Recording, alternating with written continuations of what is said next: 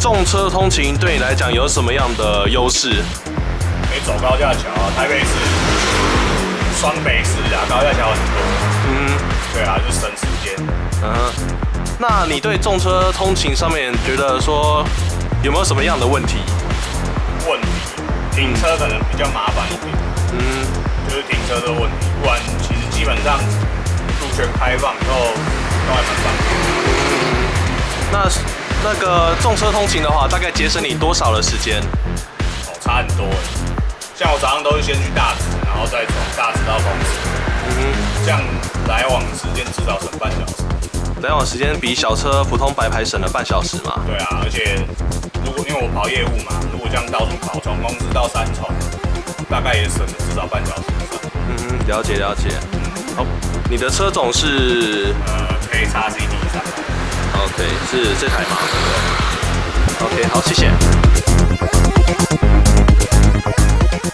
重型机车通勤对你来讲有什么样的优势？优势的话，基本上第一个比较省油，跟汽车比起来，再来它的便利性也比较高。那重车通勤上面你有遇到什么样的问题？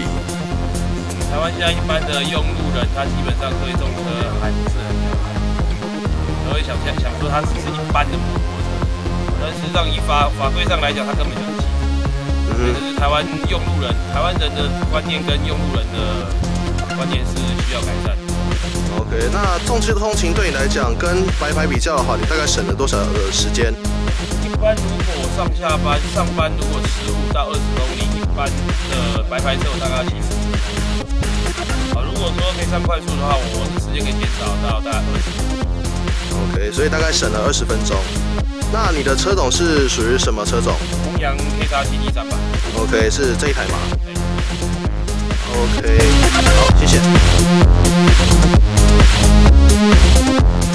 重车通勤对你来讲有什么样的优势？什么样的优势？就是根本不用甩进前汽车。上台北的话，畅行除了高速公路以外，当然国三甲是例外。那重车通勤上面你有遇到什么样的问题？基本上没有啦，停车其实跟白牌差不了多少。那你比较起来的话，你的重车通勤跟白牌通勤的话，时间上差异有多久？起码15分钟以上吧，看地方看地点。那你的车种是属于什么样的车种？黄牌300cc，就是这一台吗？OK， 好，谢谢。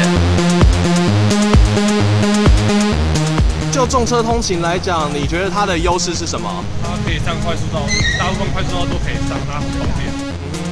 那就你通勤上面，你有遇到什么样的问题？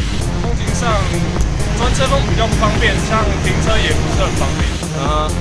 那你跟白牌比较的话，你大概省下了多少时间？以重车通勤的话，如果去信义区来讲，白牌要10分钟，其他车总会稍微比较20分钟。那你的车种是属于什么样的车种？KXCT 300cc 的弘扬大洋。OK， 是这一台吗？OK， 好，谢谢。